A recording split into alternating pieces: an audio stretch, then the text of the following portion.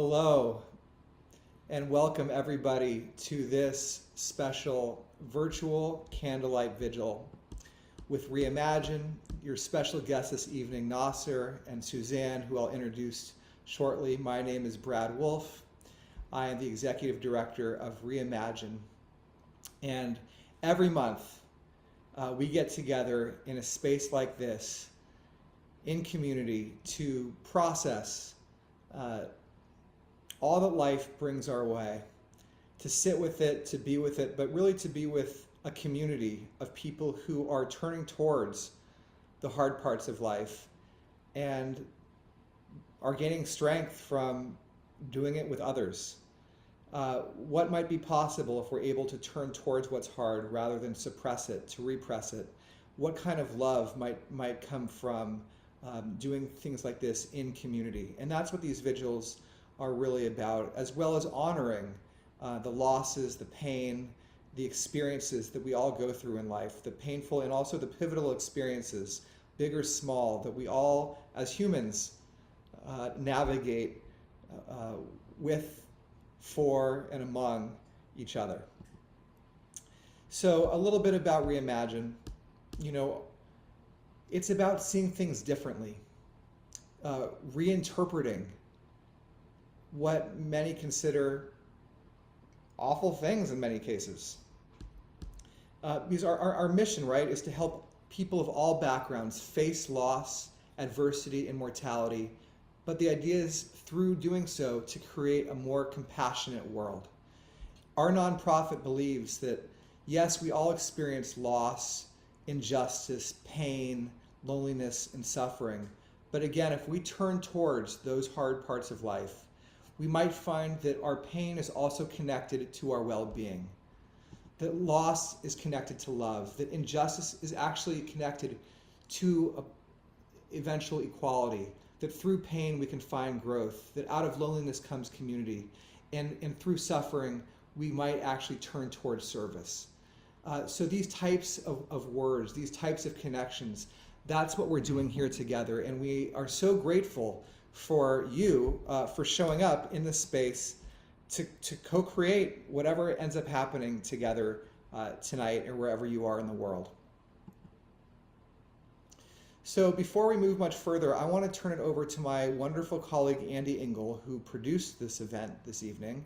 And Andy's going to share with us a little bit about what kind of space this is and what kind of space this isn't, just so we set a little bit of context and just to make sure that you're in the right place. I'm pretty sure you are, but we want to really just create that container for what we're doing. So Andy, thanks so much for organizing this, and thanks so much.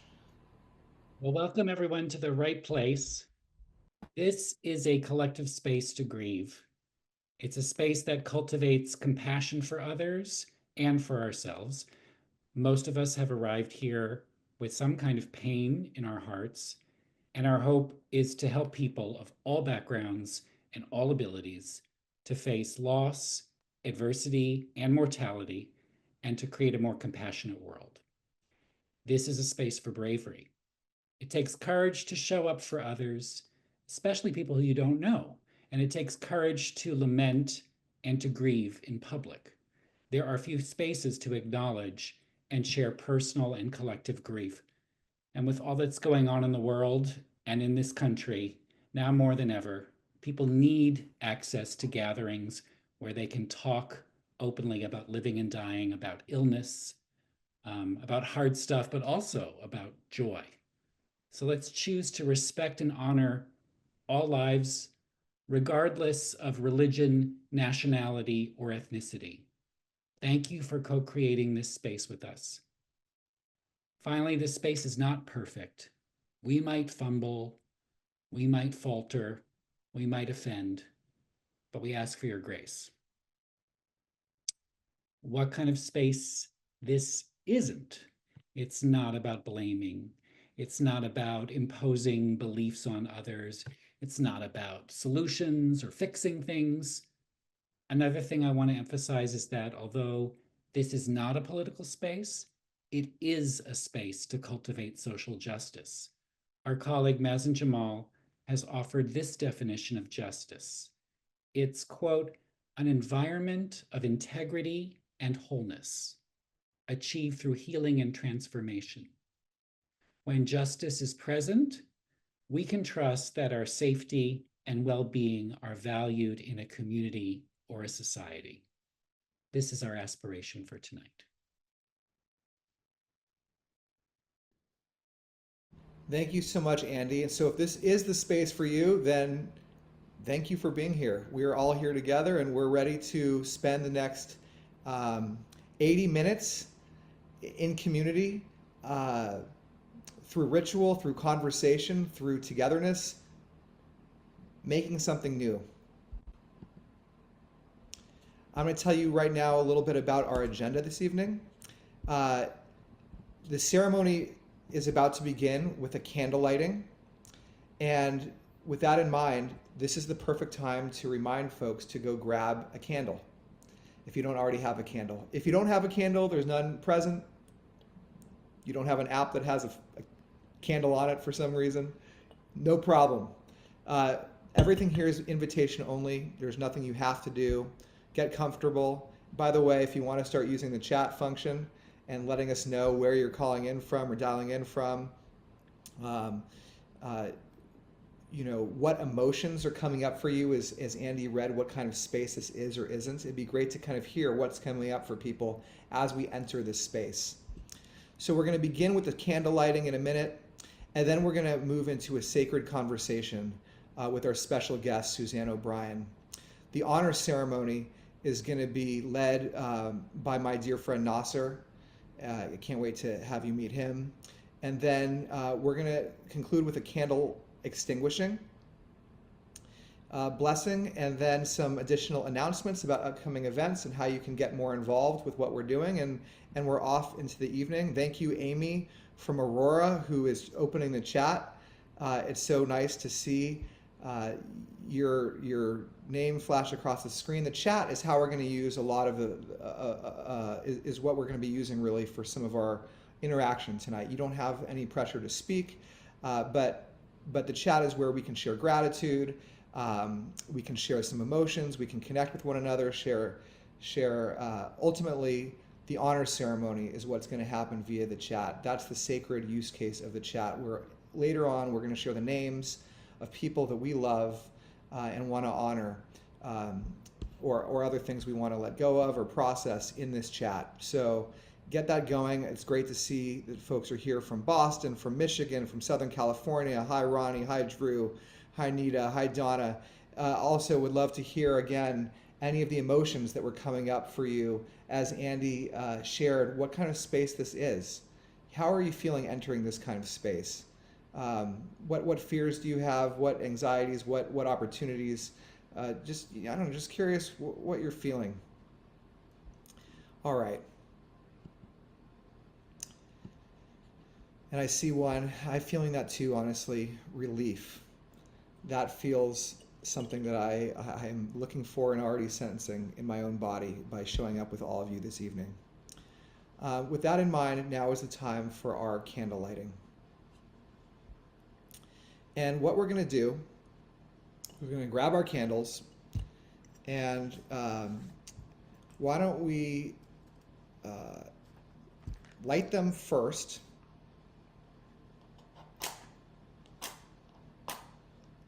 If you are able. Try one more match.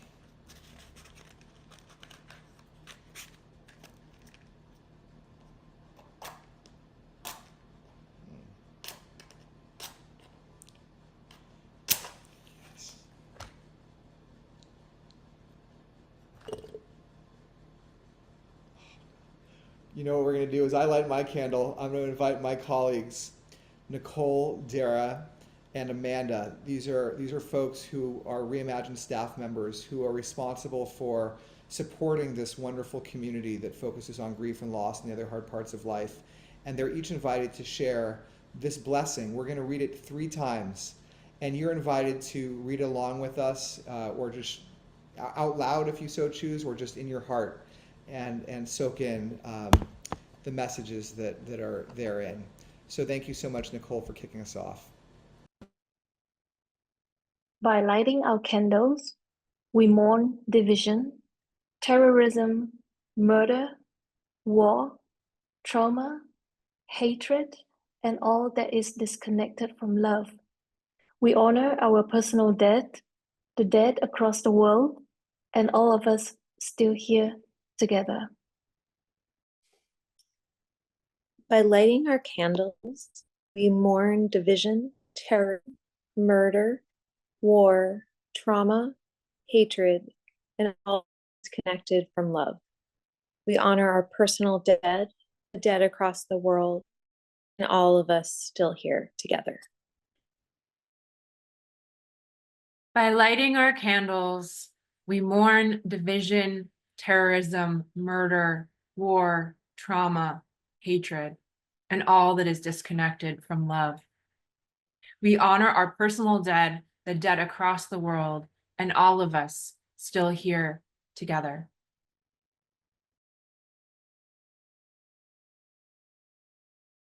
So I'm going to stop the slide share for 1 second, and if you have a candle lit, if you don't mind just holding it up to the screen, I got mine finally going, and we can just look out there, the screen share at the collective light that we've brought into the world.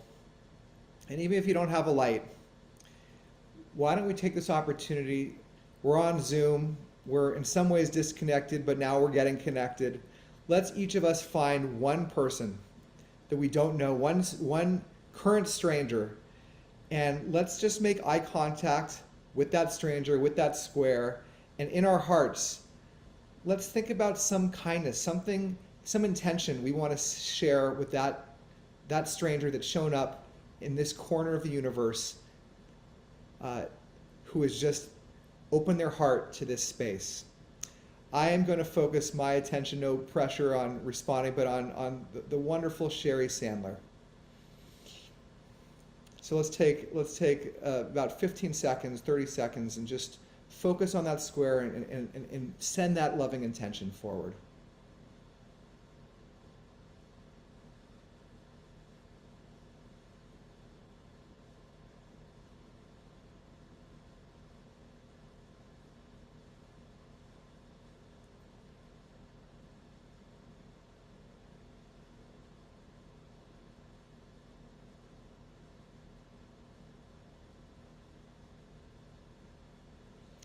All right, thank you so much to everybody. Thank you to Sherry for receiving what I was sharing in my heart. And just, this is just a small reminder to each of us. We do this at our vigils, just as a reminder for what it would be like if we all put down all the things we were carrying for just 1 second and acknowledge somebody that we didn't know. We don't know their story, their background, but if we were sharing kindness and love out in the world, and if everyone simultaneously, instead of having 62 people in this chat, what if we had 7 billion people doing this? What would the world be like right now? And so thank you for starting that kickstarting that wave that I think could be reverberating out there. And that's ultimately our intention, is to be where we are, but to also spread something beautiful to others. So thank you. Now, it is my distinct honor to welcome our featured speaker for this evening, Suzanne O'Brien. Suzanne O'Brien is the founder and CEO of an incredible organization, the Doulagivers Institute. Her life's mission, which she's living truly, is to increase access to high-quality end-of-life education and care for patients and families throughout the entire world. She has developed free resources for family caregivers and practitioners from her firsthand experience as a hospice and oncology nurse and palliative care professional at the bedside of more than 1,000 patients. Incredibly, almost 370,000 people have now taken Doulagivers trainings in over 36 countries. It's available in 15 languages. Suzanne has been involved in Reimagine as a collaborator since 2018, when Reimagine hosted its in-person festival in New York City. And we are so grateful tonight to Suzanne for joining us. I want to just also share, we're going to be talking some about this beautiful book that I had the chance of reading that summarizes some of the lessons that Suzanne has learned through her work and her life at Doulagivers and beyond in her nursing practice, called The Good Death. And we're going to be talking about that today. What does that even mean, the good death? Why are we talking about that? And first of all, Suzanne, thank you so much for being here tonight. Thank you for having me. It's an absolute honor. Well, speaking of honor, I'd like to begin tonight by just, we all lit candles, and I just want to offer you the opportunity, if there's something you're holding in your heart, something you lit your candle for this evening, if you're open to sharing, we would love to hold space for that. Thank you so much. That's so beautiful. And I think that the underbelly of everything we do in this work is really to bring back the sacredness of life and this thing called humanity that we're all a part of. And when you were talking about just acknowledging someone that you don't know for a small period of time, that act alone can change the world. And so I amplified and held that, which I always do, is recognizing that we're in this together and that we're all connected.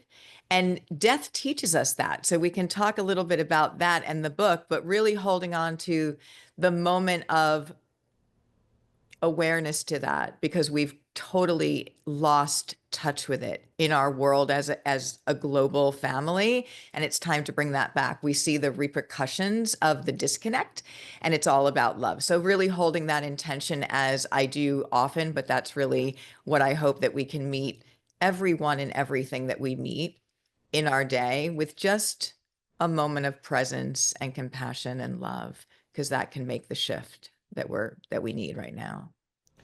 And so it's so interesting. So I'm curious to then kick off, you have been very close to death in your life through your work. And how can being close to death help us repair the world? It teaches you everything about how to live. I mean, I could weep, because have we removed our greatest teacher about how to actually live in this humanity?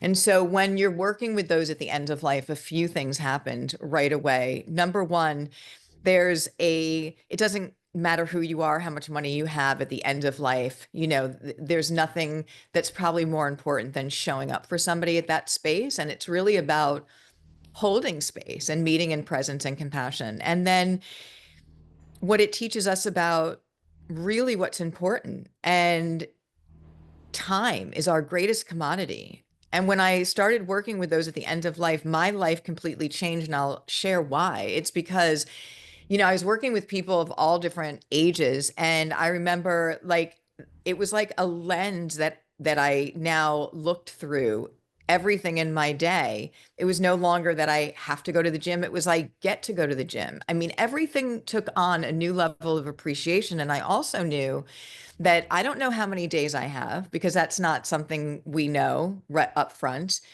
So I started treating every day like it was one little lifetime, and just seeing what are the things that are important. And it's just what you said, Brad, when you open this up, and the whole platform of Reimagine is so beautiful, is meeting each other in this journey with presence and compassion and non-judgment, because everyone has a story that we don't know, and everyone has gone through. And that's the other thing you learn, is that at the end of life, and I don't care how much you think you know somebody, people are carrying burdens that you know nothing about. And just the way somebody looks and what you think their life is like, you really don't know the whole story.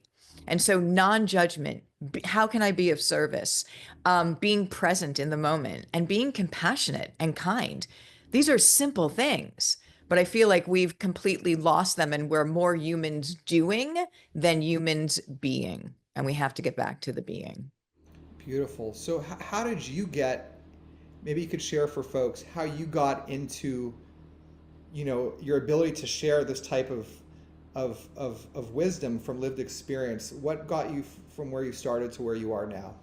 I love that. And I think, I know there are no accidents. I believe that we're being led, and if we can just listen to that. And so what I noticed right away, if I may, and I'm going to go a little bit on a higher level here, we're holistic beings. So we've heard about that. We're holistic beings, but this is really important, because We're physical, mental, emotional, and spiritual. And what happens at the end of life, because I've been honored and blessed to be with so many people at the end of life, what I was noticing is that as people's physical bodies were diminishing, their spiritual body was growing. And there was one point in this journey that they got what I call their spiritual wisdom or spiritual eyes. And they started saying the same things. They started talking about how we're all connected, how there's no judgment, how everything was meant for a reason. It's so beautiful.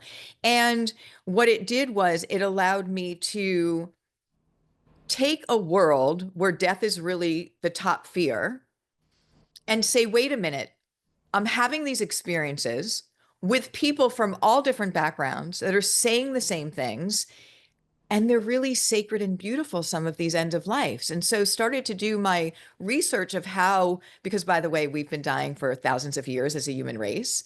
How did it get to a place where we don't talk about it? We don't plan for it, even in the practical sense. We are running in the opposite direction as fast as we can. So it just turns out that we've simply just forgot that death is a natural, sacred part of the human experience. And in my opinion, it can teach you everything about what's really important to live. And so that's when I started to teach people.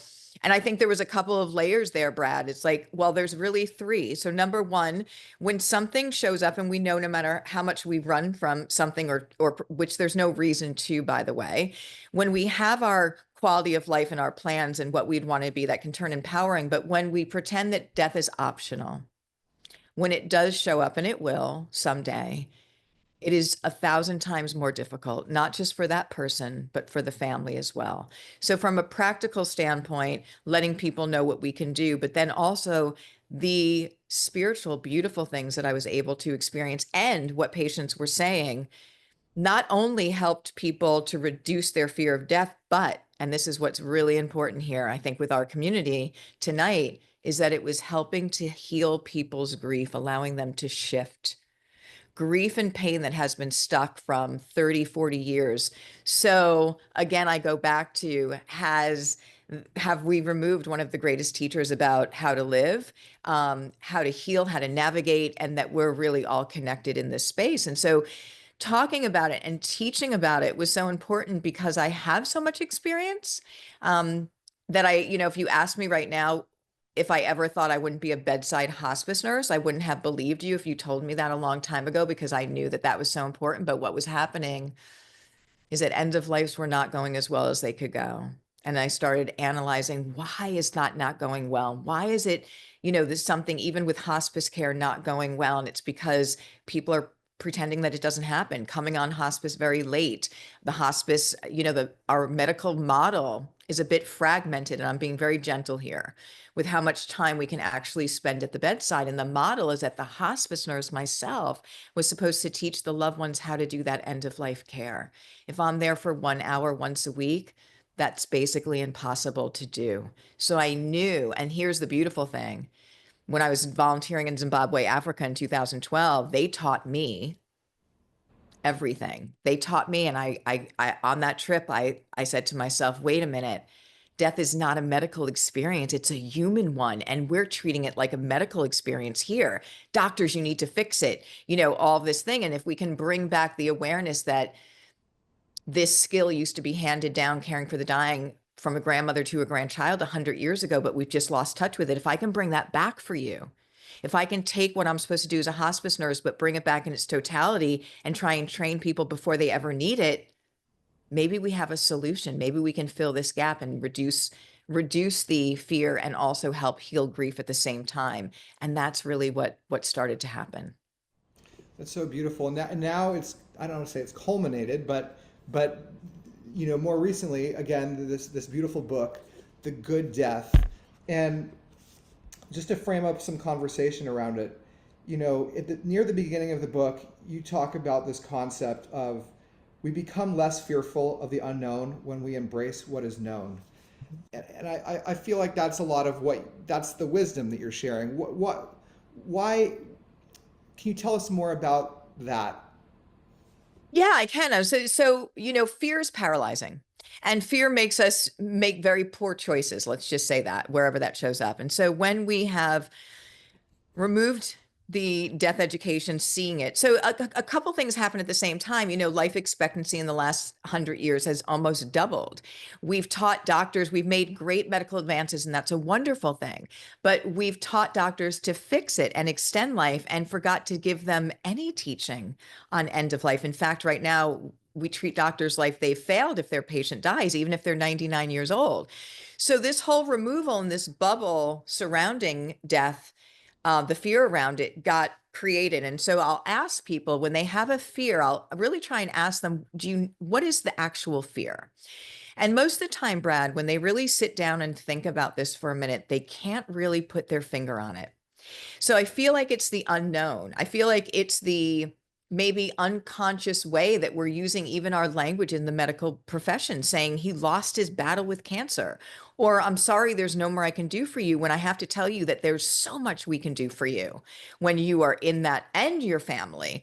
And so have we been sending the wrong messages? And, and is it time to just take a breath and remember that death is not a medical experience, it's a human one, and we know how to do this.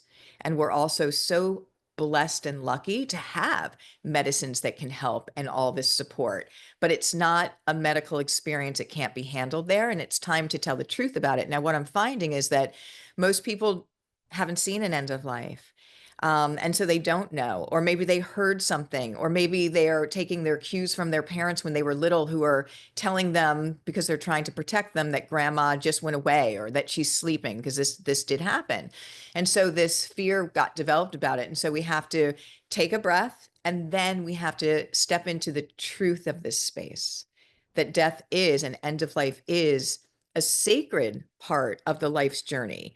And also it brings us back to that this is a sacred part of the life's journey today. And how do we take the wisdom over here and then incorporate that into our daily life together, to start to come together, not just with each other, but what about the planet? And what about, the animals and all of us that we're taught are all connected, really just, kind of waking up into that moment.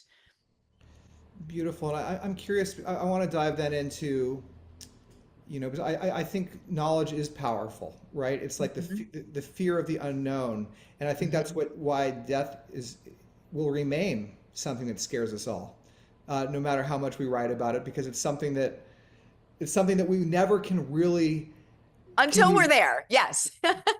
Can we really know, no one can, 7 billion, 100 billion people have experienced it, but no one's here to tell us exactly what it is. So there's always some unknown, but there's so much more to know.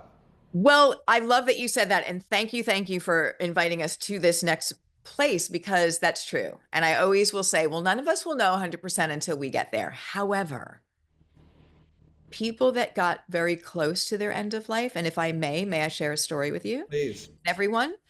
This is when I was an oncology nurse. So I became a hospice nurse, and then I became an oncology nurse, because that's usually, I really wanted to see what people went through before they got to hospice. And again, probably on a higher knowing I'd be an educator at some point. So all of this was really important. So now I was in the oncology unit, and there was a woman who came in. She was 44 years old. She had broken her hip because she was on chemotherapy. She had gallbladder cancer, chemotherapy, brittling her bones, fractured her hip, came into the unit. This was a Friday. I was working Friday, Saturday, and Sunday. On Saturday, at the end of my shift, she started breathing. She was short of breath, which is a totally new finding for her. And she was 44 years old. There was no lung issues. And so we knew something, just in that moment, something was going on. That night, they did testing, found that she had a pulmonary emboli, which is a blood clot that traveled to her lung. The next day on Sunday, I came and she was shortness of breath, and the doctor came in at about 3:00 and was like, what is going on? What is going on? I remember walking through the doorway of Maureen's room with the doctor, and Maureen said to the doctor, I just want to thank you for everything you've done for me. And I turned to look at the doctor, and the doctor had tears going down her face. So what was happening in that moment is that Maureen was telling us that she was going to have her end of life. So when you think about this, and this all happened in such a short period, but this is what I want to say to you. That night at about 11:00, Maureen, that was Sunday night now, Maureen woke up from a nap and said, get my sister, I'm transitioning, with all the excitement that you would expect from an 8-year-old child that was going to Disney World. They went out to get her sister out of the lounge. The sister comes in, she goes, I'm transitioning. with all the excitement. Now, I have to tell you something. This is not the only case that I've had like this, but this was so poignant because I don't even know if I knew the word transitioning at that point. But what did she see and what did she know that gave her a glimpse of where she was going? Now, these things happen over and over. Now, when you open up this conversation, and this is why I want to say that this is the teacher about life, and this is something really important. When we start talking about the common experiences we have with people at the end of life, and people start sharing, wait, my mother said the same thing. It starts to put a whole different perspective, not just on this thing called end of life, but possibly stepping into a space, and I hope that your heart is taking this in, that there may just be something so much greater going on here. And again, have we removed one of the greatest teachers about life? Because if I'm in that space, now I'm thinking to myself, well, what is the meaning of life? And that's really what taught me to follow my guidance, where I was directed, that we're all here for a reason, that we all have a gift, that we're here to leave the world a better place because we were in it. And that can mean so many different things for people. But you know as well as I do, when something is calling your heart to do, to say, to be, following that is one of the greatest things you can ever do, because it's your higher self guiding you. And so seeing these experiences, seeing people unafraid, changed everything, but lets me know and lets many people know that, wait, maybe this is not over. Maybe life does continue on, and we could talk for hours about different scenarios that happen in that space. Oh, you're muted. I'm sorry. No longer muted. There's a possibility out there for that you've seen and reasons to think about more. And I want to dive in though to this concept of the title of your book, Yeah. you know, a good death, Yeah. and also a good life. And I maybe this is a tricky question because I'm just looking in the chat and I see JoJo saying, you know, what about a sudden, shocking, unexpected, tragic death like that of my daughter at 37, 7 months ago, due to medical incompetence? And we think about, you know, a good death, and can we all have a, you know, what is a good death? Can we all have a good death? Are there bad deaths? Are there, you know, how do we think about the quality of these situations that Yeah. are all different?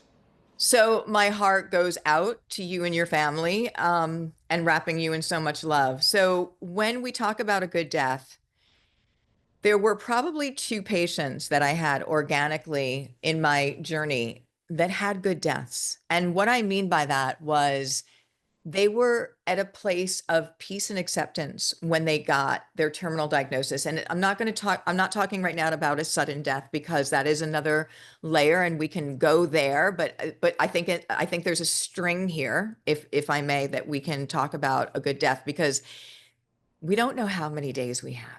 That's just the unknown. And I think that knowing that time is your greatest commodity and it's not refillable. And for me, the most important question that I'll ever say to people that for you to answer is how you're choosing to spend your time and who you're choosing to spend it with. And treating each day like one little lifetime. So the people that had a good end of life, I was trying to study what made a difference. And here's what it was.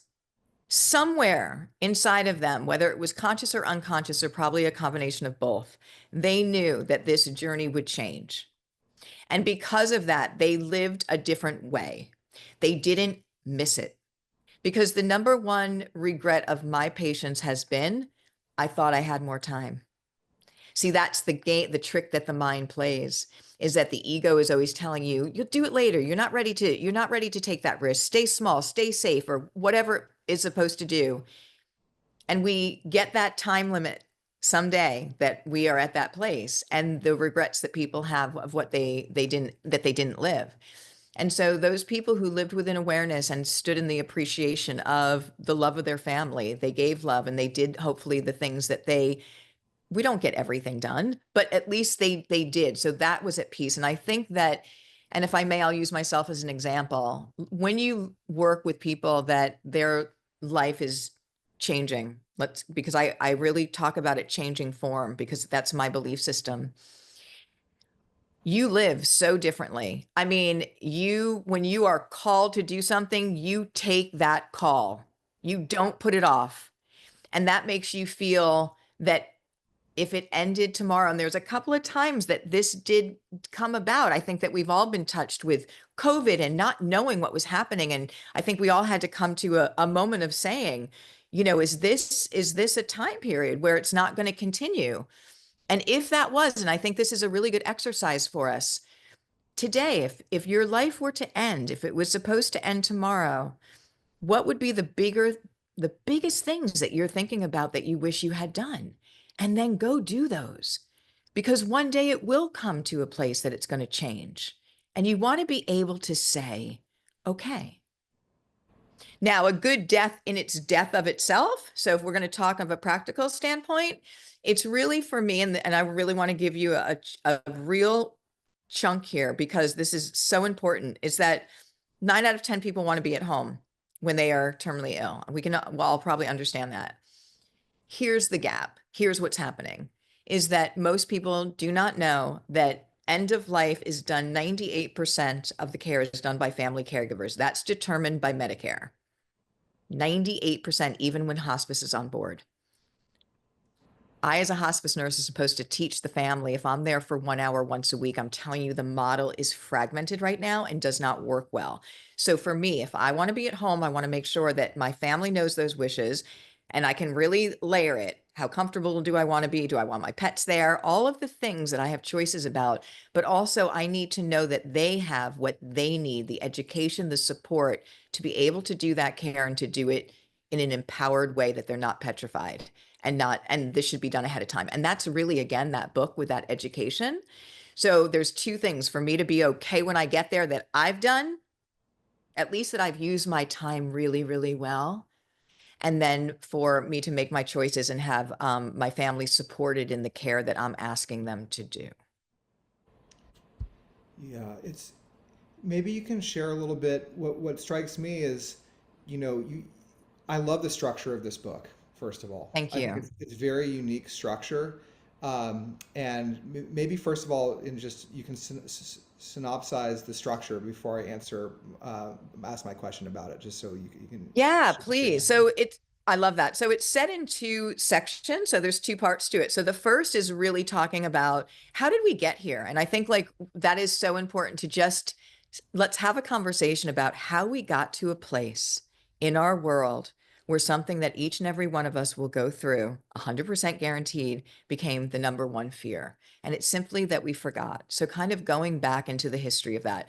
When you can start to make a path clear, you start to go, wait a minute, okay, this is making sense where we're at this place. And then talking about the aging population from a practical standpoint and preparing for that. And how are we going to support patients and caregivers and all that is structured there. And then again, talking about the green options, talking about that death is having a rebirth, because when you start to open up a conversation that has so many wins about it, teaches you about life, helps to heal grief, brings back the sacredness of this whole entire journey. There's so many different things that are being part of that, like 3-day wakes and home funerals and all of the beautiful things that are coming about. And then for me, the big part of this is also my choice now that I make has a big impact on the planet. And so when I think about disposition and embalming and, what are my choices after? And I want the 78 million people that are over the age of 65 in the United States alone to know they have choices, not just spiritually, environmentally, but also financially. So we start to turn something empowered. So the first is really talking about all of that. And then and caregiver burnout and those kind of things. And then the second part is a planner. And what's important about the planner is these were the 5 categories that I identified caring for over 1,000 people at the end of life that prevented them from having peace when they got to the end of life. And I want to dig into those 5. Those are the Yeah. 5 things that I'm really interested in, because we talked about having a good death, and Mhm. your book is so, first of all, it has so much beautiful practical information. Mhm. It's like a tool and a resource to demystify about Mhm. what really happens, and that's Mhm. so that does, as I talked about earlier, that knowledge Mm-hmm.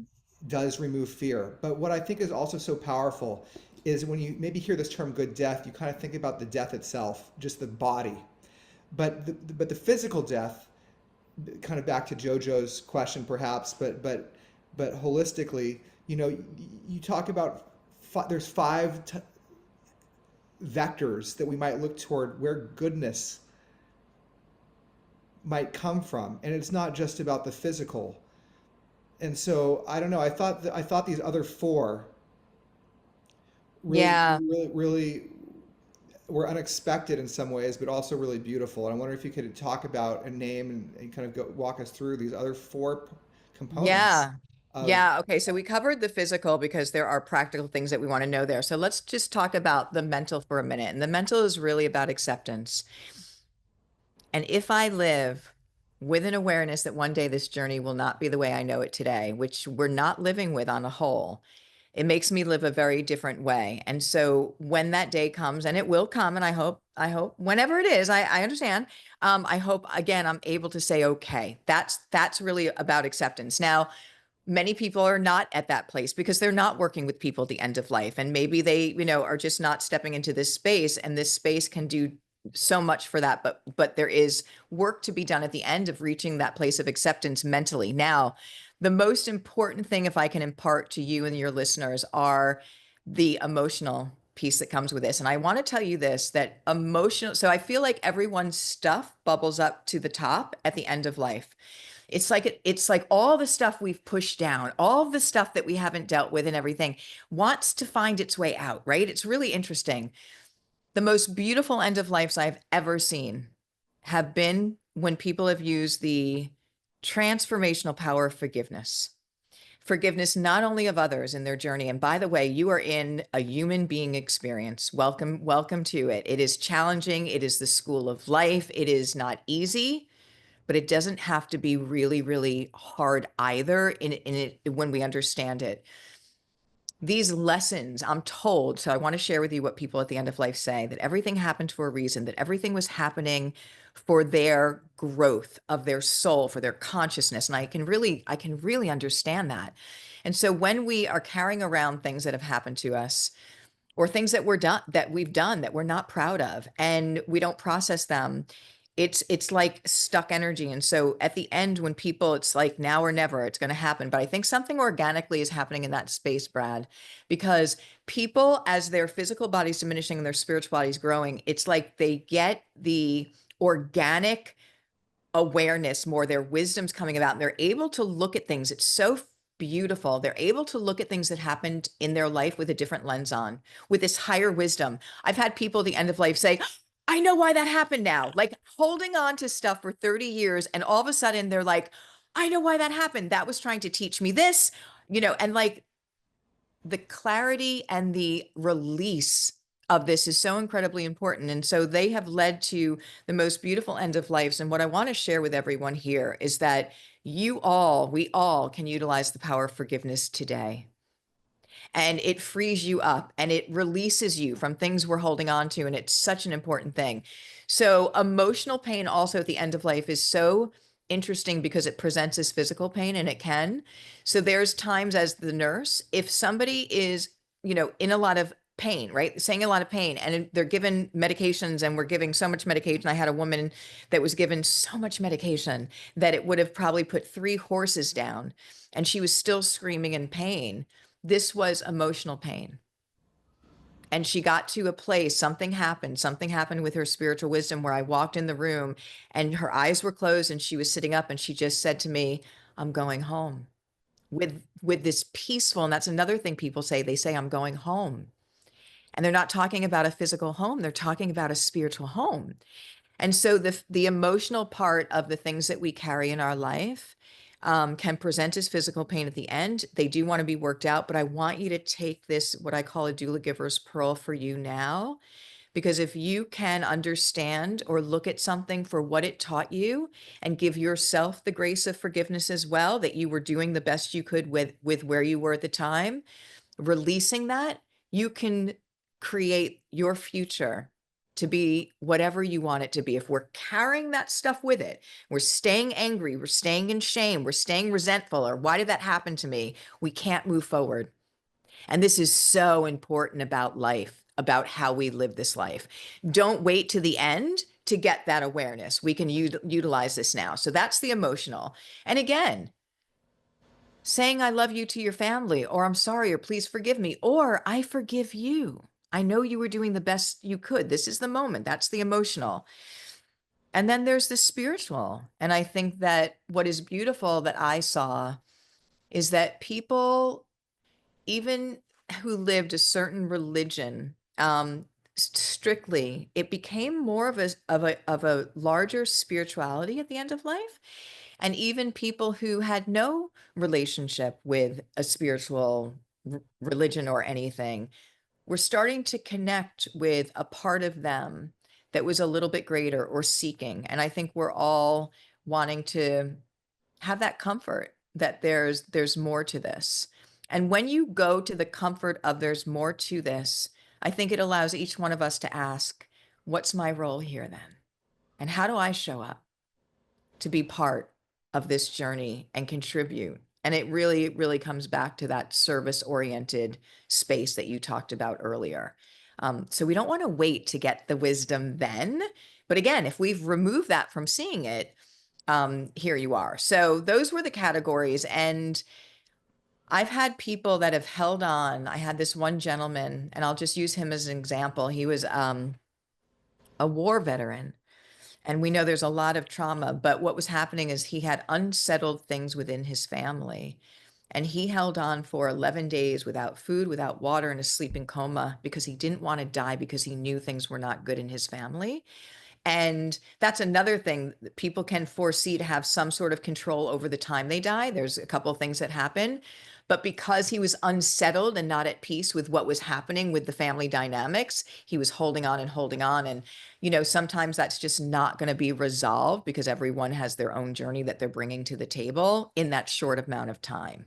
So it can be really complicated right now. And it shouldn't be more complicated than saying goodbye to someone in their physical form already is.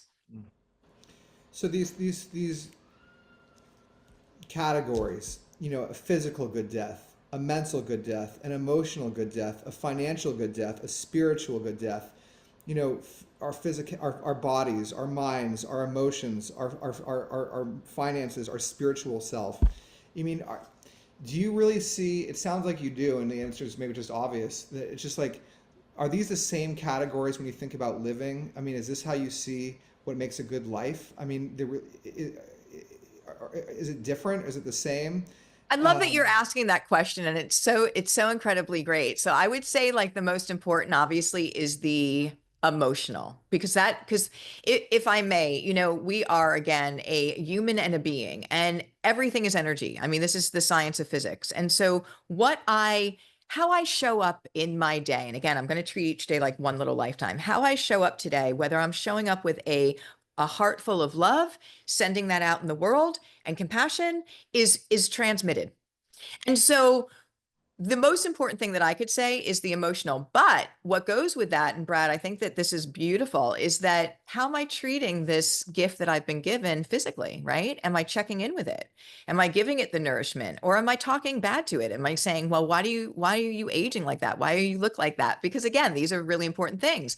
I'm the only one that can care for this physical body. I'm the only one that can be compassionate with it. And then, financial, I do want to talk about the financial, not so much from a living point right now, but I really want to step into the end of life, because when I don't do and this is really my responsibility, when I don't put even the basic things in order, it leaves such a mess for my family that shouldn't be there. And on top of that, people end up spending thousands and thousands of dollars trying to clean up the mess and figure it out on top of the stress. So when you want to talk about grief, what's happening now is that people usually have an end of life that's sudden. Then families go right into trying to do the memorial, the service, and then they have to figure out the scavenger hunt. Where are all the passwords? Where are the deeds? Where is everything? And how can you have a healthy grief and bereavement period when you are in fight or flight with all of these things that you're trying to put together. So for me, letting my family know where the passwords are, where the accounts are, and also putting things in order for them. So it's not going to be that difficult. That is something we all really need to do. And it doesn't have to be a big lift. There's a checklist in the book. There's easy things. It doesn't have to cost a lot. But I love that you talk about rolling it back into life, because that is one of the main goals, is to bring the wisdom here, so that we elevate this experience for each one of us together by the teachings. So when you think about your own life, and this is a personal question then, these categories, you know, I guess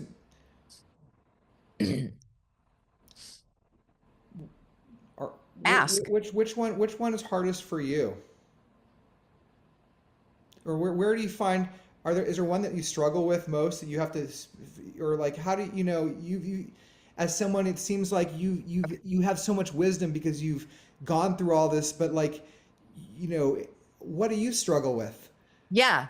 Well, I struggle with that. I wish there were 10 of me, but that's another thing. But here's what I want to answer to that question that you asked. When I started working with those at the end of life, I knew it. I knew that the forgiveness and going back and cleaning up like what you were carrying around that you didn't deal with was one of the most important things that I could do. And it's also the hardest, right? Because you've got to kind of come back and you've got to reckon with, okay, I'm releasing that. You know, and that takes some time, but I knew that that was the catalyst. So once I did that, and I was really aware of the transformations that people were having at the end of life, and I said, okay, let me do my inventory. Let me see who I need to forgive, and let me see what I need to be forgiven for. What could I have shown up in a better way? And let me own that. Once I did that, I mean, it was like, let's go. Because, and this is important, people at the end of life say there's no judgment, that we're all responsible and we will all be responsible for our actions, and we are. But in the bigger picture, we create our situations, right? And so I can release people and know that, you know, okay, that's going to, you know, but I'm not going to be carrying that around with me anymore. And so when I was free of that, then I showed up with this heart that was so aligned and open and appreciative of gratitude every single day, that I set the intention, and I still do, by the way. I do this every morning. What is the ask? How am I supposed to show up? I just want to be guided on how I can be of service. I don't try and figure it out. And I know this might sound interesting because I know we have a lot going on, but what is the ask of me to show up in this world to be of the highest service to myself and to others? And by the way, yeah, I've done my financial cleanup because and everything, and downsized, because that's the gift, right? So I know that, but that's an easy lift. I think the emotional one is the hardest one. And then asking, and it's interesting because the book, when I was first approached by them to do the book, I said, I can't, because I knew what a big lift that would be. And I was teaching all of these classes and people in different countries, and I had students, and I said, there's no way, I don't have any time. And then they came back again, and then I sat with it, Brad, and I went into my heart, and it was so clear that if that level 1 training is helping to teach people all over the world how to care for their loved ones, and if you could put that in a book form, you could get to so many more people. It's a yes. And then I just moved my schedule around and off we went. Well, I really appreciate you, you know, living out the things that you've learned and putting them into practice, and you know, having shown us a living example of what can happen and the kinds of practices that have manifested for yourself about through something like forgiveness and a practice like that, that you've gone through. We only have a couple minutes before the honors ceremony, and I just I'm curious. So much of this work is about love, and I'm just curious how you would, if you can try for us, just define, like, what is love? So you are here as a human being. There is the human part of you, that's the analytical mind, that is everything that you've learned, been exposed to. And then there's the heart part of you, that's the heart wisdom.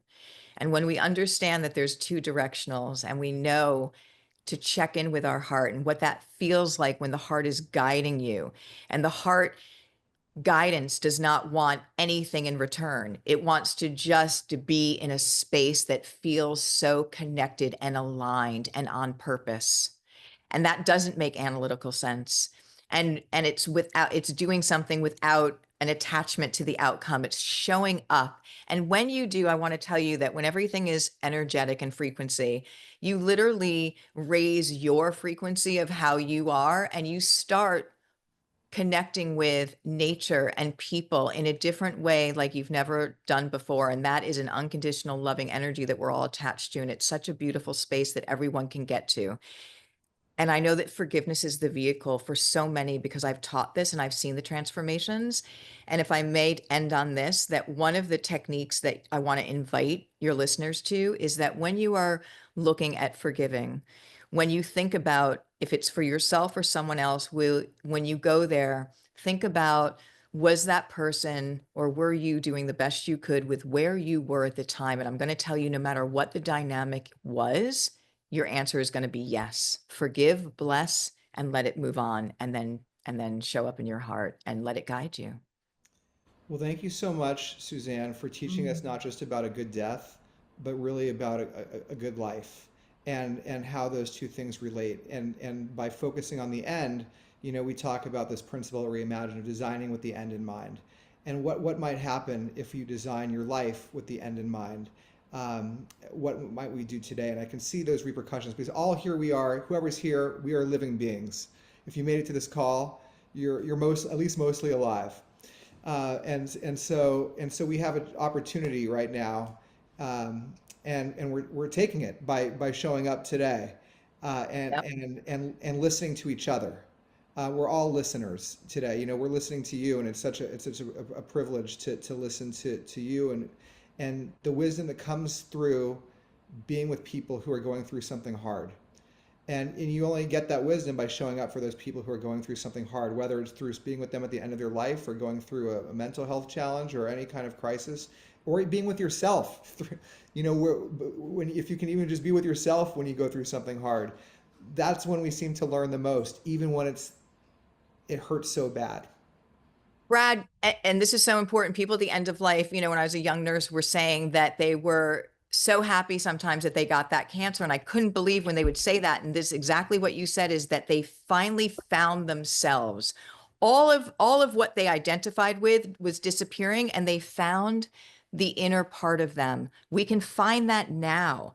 And I think that we're here all to hold the frequency of love, not only for ourselves, but for each other. That's the ask. And everyone is here for a reason, and everyone can do that. So yeah, thank you. Well, thank you so much. And we're going to now, well, first of all, I just want to plug one more time the Good Death as something that I think it is a guide to think about, to learn, and then to help us prepare in the best ways we can for something inevitable. And it doesn't take away some of these really painful things I'm seeing in the chat, right? Just want to acknowledge that not, I don't know if you agree with this, but maybe not all deaths are good deaths. Clear. Yeah, no, it's not, of course, it's not to diminish that, but it's to say that we're here together and we can all bear witness with each other and show up for each other. Yeah. And sometimes that's all we can do. And that's so, and that's all we can do. And that's also so much. And so thank you, for showing up for us as a community, by stepping into this space, by putting something out in the world that tries to make the world a better place, and is literally moving tens of thousands, hundreds of thousands of people forward to get closer to something that's so hard. And that makes it easier, and it makes us more connected. And if we could all do that in our own way, I think the world would be a much better place. So thank you, Suzanne. For those of you out there now, if you didn't mind sharing some gratitude, we'll come back to Suzanne in a few minutes. But if you want to share just a note of gratitude to Suzanne, this is a great time for just these pearls of wisdom, and for all this energy and work you're putting into the world. Thank you. I know it's not easy. I always say this is the hardest work I've ever done, but the most rewarding work that I've ever done. And the book is called The Good Death. It could have been called The Good Life, because they're not exclusive of one another. So I just really want us to know that we see you, we're here together. And let's show up again with that loving frequency to hold. So I want to thank everyone for being here and sharing in this conversation. Thank you. And if my colleagues can probably put some information about how to follow you, we'll put that. But I want to make sure people can stay in touch with you. And I'm seeing some beautiful notes. Thanks for the gratitude to Suzanne, because Yeah, thank you it's gratitude guys. worthy. And we'll be back with you in a couple minutes after the honor ceremony. But I want to introduce my dear friend now, Nasser. I just call you Nasser, but your last name's Khadjenoori. Is that? Yes, you got it right, Pat. Thank you. Now, Nasser is also a Reimagine collaborator. He was born in Iran in 1960 and moved to the United States at age 17. His varied professional background includes technology, includes theater, and the visual arts. He's an incredible artist and an incredible human being. His book, Hodi Mihi Cross Tibi, translated as Today me, tomorrow you. Today Me, Tomorrow You. That's Nasser's newest project. It's an unconventional photo book. Nasser's traveled around the world taking photos of graveyards and cemeteries, and combined that book with poetry and wisdom and thoughtfulness and art and creativity to create something that uses multimedia and combining with the multimedia of his own heart to tell a tale that I think should really be on everybody's table. I am fortunate enough to have been offered the opportunity to write the foreword for the book, and after meeting Nasser and just talking about who he is as a human being, and then seeing the work, it made me just jump at this opportunity to connect with him, because he's on a journey through life, and he's letting us in to something pretty deep. And I just feel so grateful to have met you and to have you here today to lead us in this honor ceremony. Thank you, Brett. I feel the same about you, and I appreciate your kind words. Thank you, Suzanne O'Brien, for sharing your wonderful book with us. It's a great practical book that I agree everyone should read it. It's a wonderful work that you've done. Brad and the entire Reimagine team, thank you for your invitation and making such a safe space for all of us to connect. Means a lot. I like to start with a poem. As Brad mentioned, the book, you do see lots of poems, and so if you allow me, I read this short poem. It was not born just to pump blood, but to be kind, to feel the world, to carry a man's love and woman's pain, to soften the sorrow of others, to serve peace. Poem of the heart.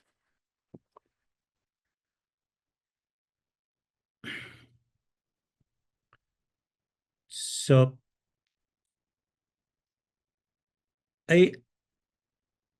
just like most of the people here, I've had my own share of loss in life, but I don't want to talk about that today. Instead, I want to touch on the darker parts of our humanity that results in loss of innocence, the bad life, as Brad asked about it. So I've in my book, I dedicated my book, and I'm going to read these couple sentences before I begin.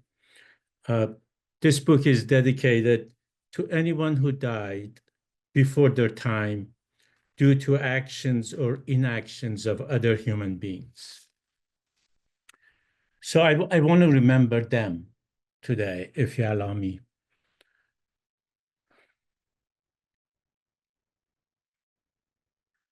Let's remember the innocent children who were the victims of school shootings. No family deserves to have their innocent loved ones to be taken away from them so unexpectedly. Let's remember them.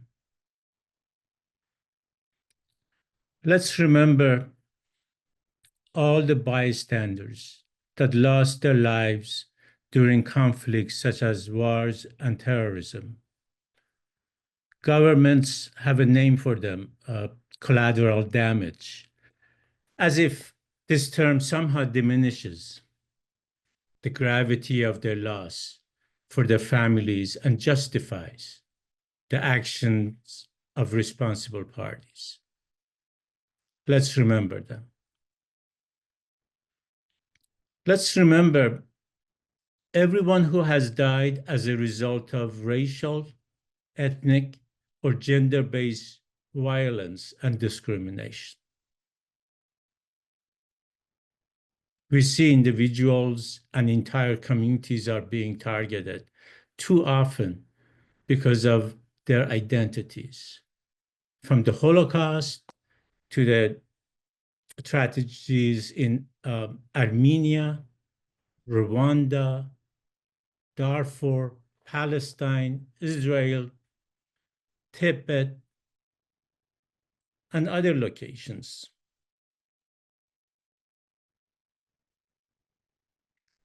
A couple months ago, I came across an article, I think it was PBS News, that said in 2023 alone, over 50,000 women and girls globally were killed by their partners or family members, which was a few thousand more than 2022.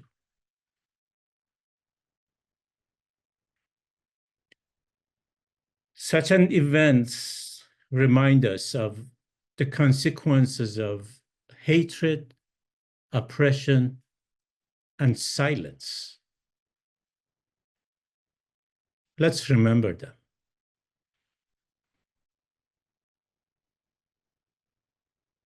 Let's remember all the humans who left this world without loved ones by their side.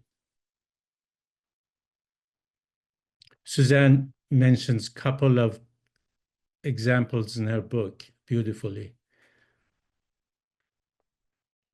Think of young soldiers in wars, homeless on the sidewalks. Many of the people that died during the pandemic in the hospitals when they could not have any visitors. That wasn't that long ago. We all have very fresh memories of them. No one deserves that. It is a terrible way of living this world. The thought of dying alone is deeply, deeply heartbreaking to me. Let's remember them.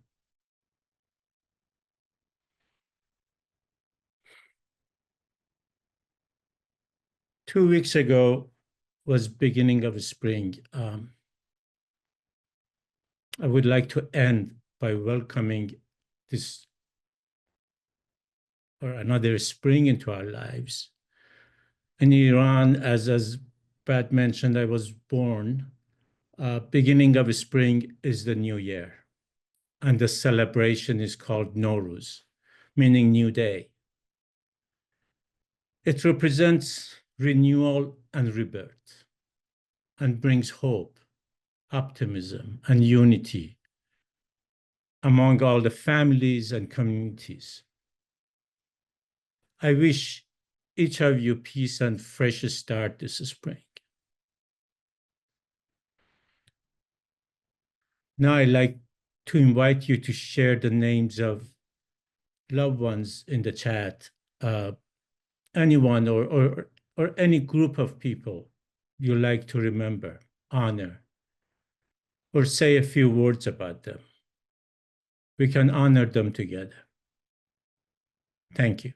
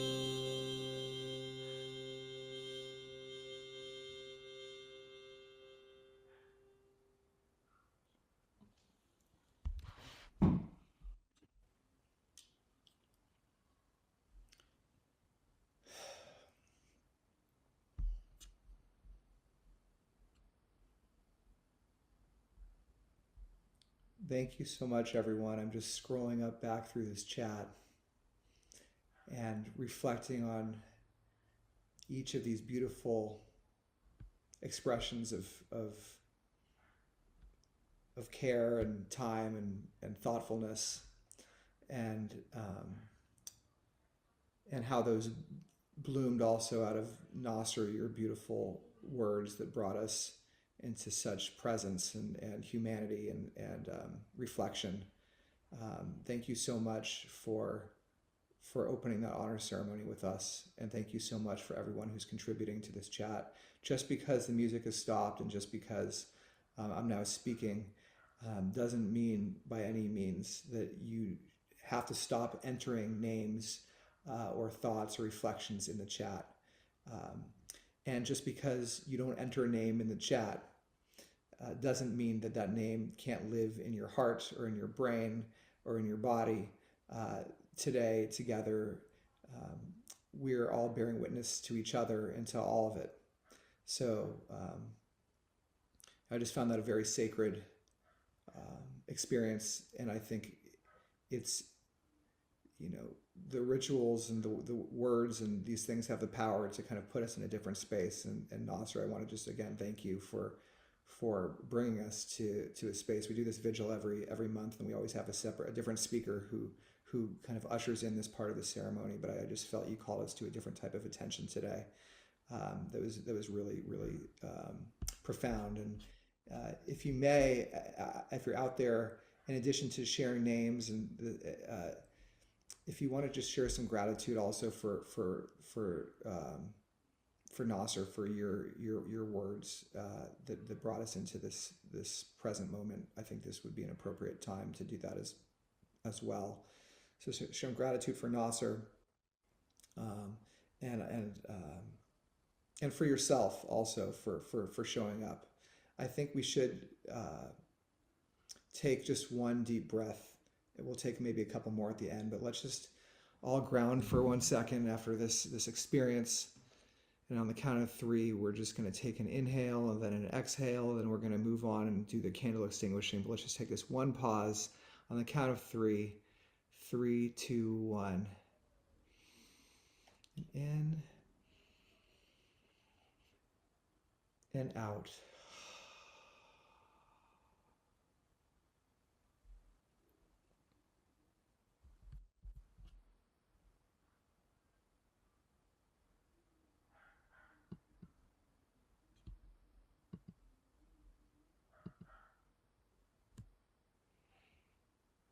And with that in mind, with all of these names in mind, with all of that experience in mind, with all the wisdom in our hearts that has been born out of love, let's now take the opportunity to go through this candle extinguishing blessing as a community. I'm going to invite Nasser and Suzanne to come back and join me.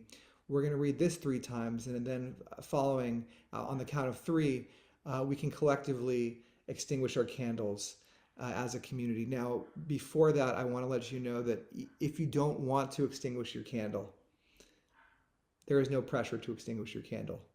Some things can happen naturally, and some can happen based on our choices and actions. And this is another one of those opportunities. So with that in mind, feel free to read along with us wherever you are. By extinguishing our candles, we release light into our world to keep alive hope and the memories of those we honor today and tomorrow and for the rest of our lives.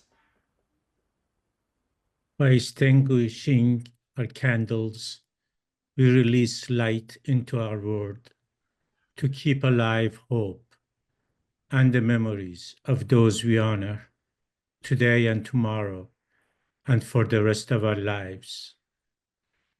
By extinguishing our candles, we release light into our world to keep alive hope and the memories of those we honor today and tomorrow and for the rest of our lives.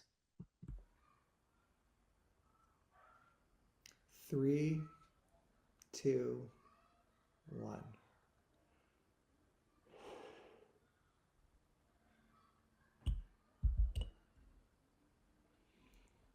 And even if you don't have a candle, if you just want to take another deep breath and exhale with us, that's another totally fine way to participate right now. Whether or not you purposefully accept my invitation to take a breath, I'm pretty sure we're all doing some exhales wherever we are. So we're all sharing something right now. We're all sharing some in breaths and some out breaths, and it's just been a beautiful time together this evening with each of you, and what's making it so is each of you. So with that in mind, I want to invite back my colleague Andy to share some things with us, but I want to now, we're transitioning to wrapping up, and I'm going to call back Nasser and Suzanne for one last time in a couple of minutes to say thank you. But I just want to tell you now that we've kind of really finished up this ritual component. We've extinguished our candles. We've shared the names of people we've loved. We've heard an incantation of remembrance and loss and love. We've had a sacred conversation. We've lit our candles. We've watched this beautiful altar. We've actually been through something together tonight, and it's special and not to be taken for granted. And I want to tell you now about a way to keep this going together. Reimagine, we've been working for the last 3 years on a project based on these events, based on the idea that we've been hosting these vigils, and then our mission is to help people live fully all the way through our life. But we didn't have the scaffolding to support people, because what does it mean to live fully all the way through our lives? We therefore have decided to reject a lot of the social media kind of paradigms that are currently in existence, and have built something from the ground up that is based on all of this scientific and spiritual research on post-traumatic growth and what it means to face the hard parts of life, to integrate them in healthy ways, to process them, and ultimately channel our pain into purpose, into service, into love, into relation, and in a way to do it together.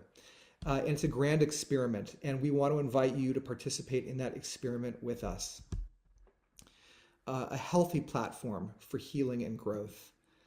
And we are offering today, for folks who are joining us at this vigil, the chance to participate in what we're calling a Why Wait group. It's, in the face of what's hard, it kind of begs this question: why wait to live for what matters most? And so by using the platform and by coming together with other folks from this cohort that is now gathered in this space, you would have the opportunity over 10 weeks to participate in you trying out this platform with us, to having a guide walk us through what it means for each of us to find our own why wait, to actually live out something in our lives that we've been waiting to do. And we want to come together to support one another in actually living that out. It could be something small, it could be something big. You don't even have to know what it is when you show up, but together we would uncover that. And through conversation, through journaling, through reflecting, through creating, through being together, through holding space for one another, we're going to figure it out. And we're going to help each of us have the experience of channeling our pain into something beautiful. So we invite you to join us in that. Now, how can that happen? Okay, there are some details. Fabulous. So starting, I guess, Wednesdays, April 9th to June 11th, we're going to have more of these, but this is, if you can make it this time, this is what we have offering now. There's 10 sessions, 90 minutes each, and we have different levels of tiered ticketing price. The basic cost is $250 for these 10 sessions. But there's different levels of tickets. We don't want to turn people away. We want everyone to be able to participate. We're a nonprofit. The way that this is all funded, the way that everything happens at Reimagine is powered by your donations.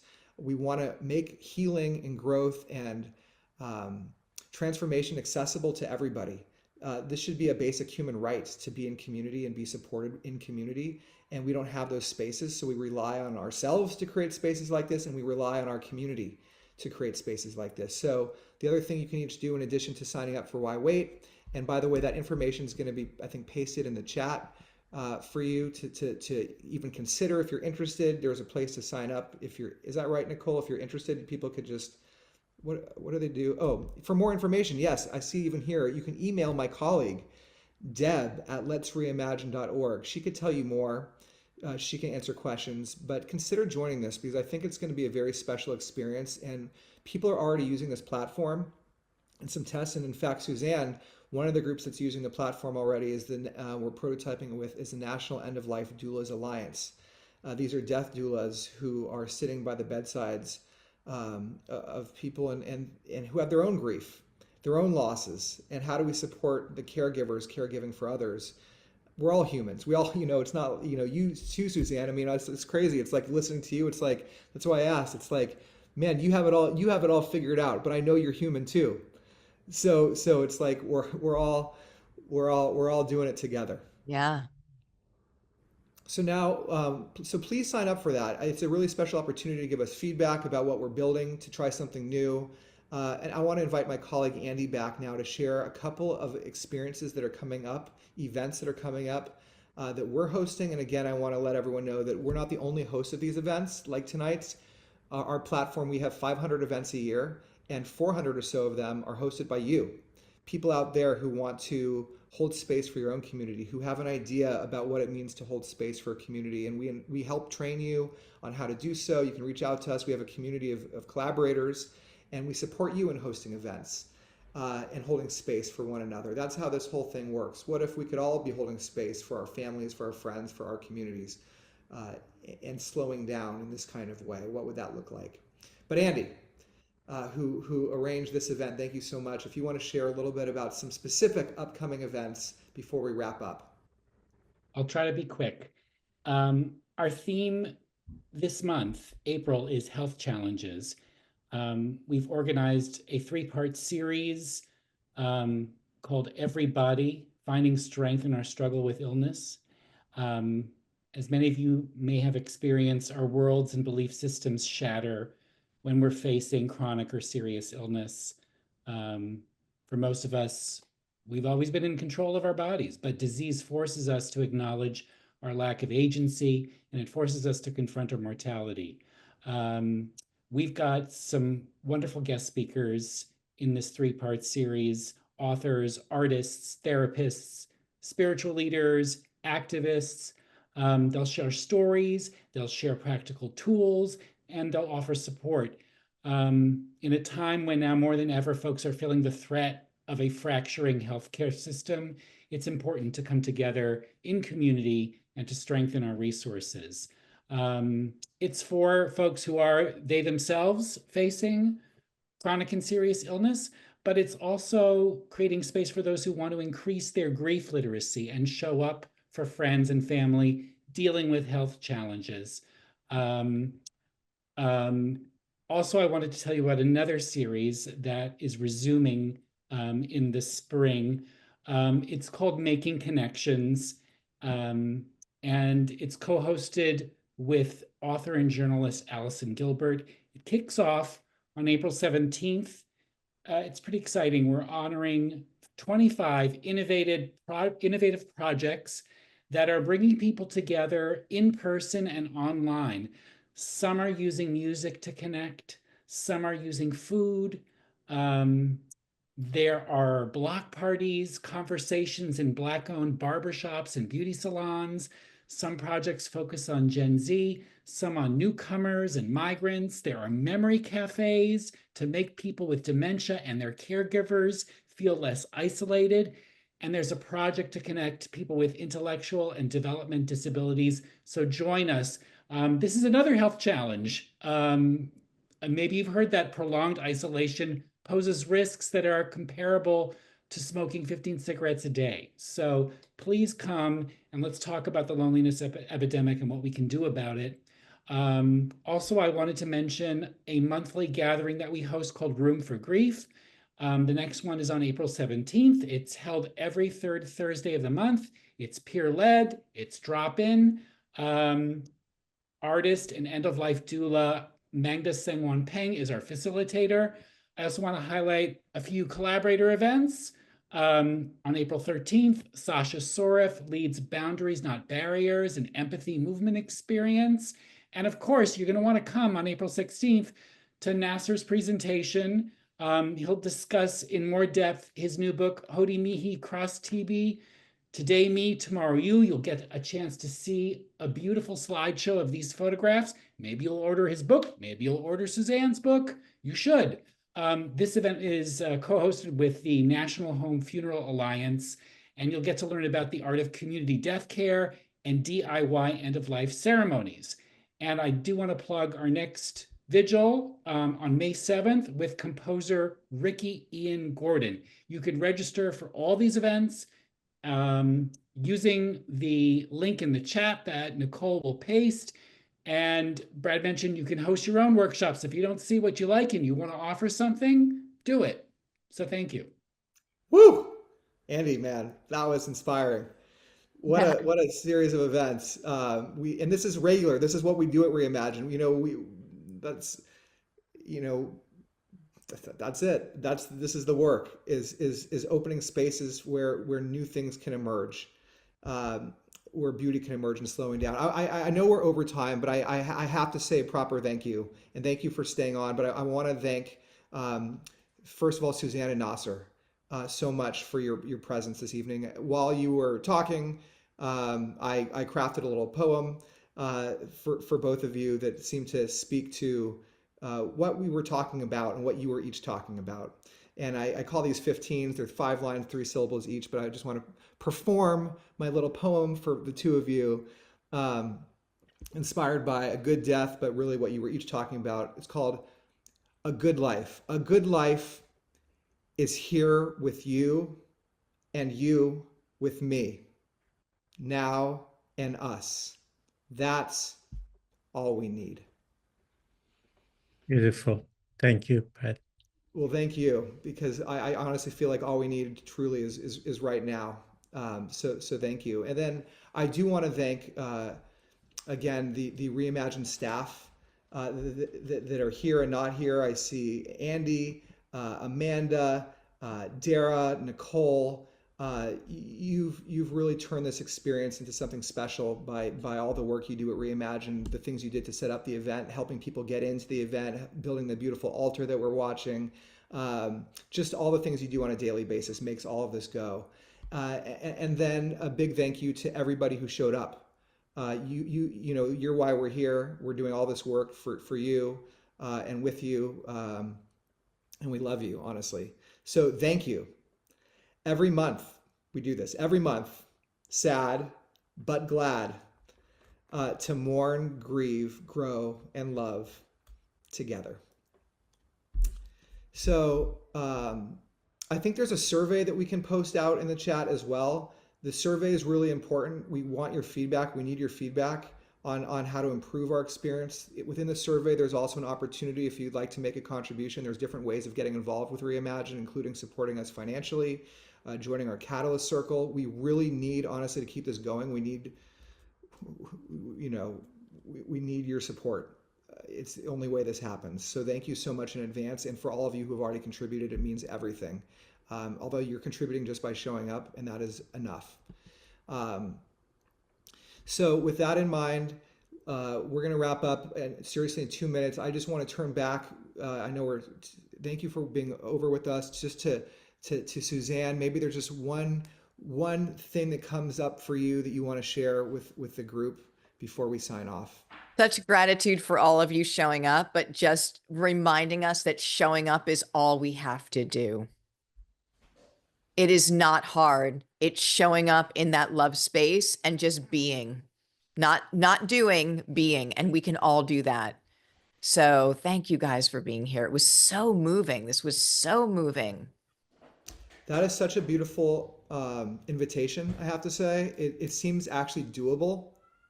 It's like something seems so hard, but that one didn't seem hard. It's like we can do that. We can do that. And it's so little, but so much. So it's crazy how that is. And then Nasser, final word to you. Thank you so much for being with us. Also, you just have an incredible voice. I mean, I just got to say, I could just listen to you talk, 24/7. So if you want to wind us down with something in your heart, we're ready to hear it. I'm just appreciate all of you and love all of you.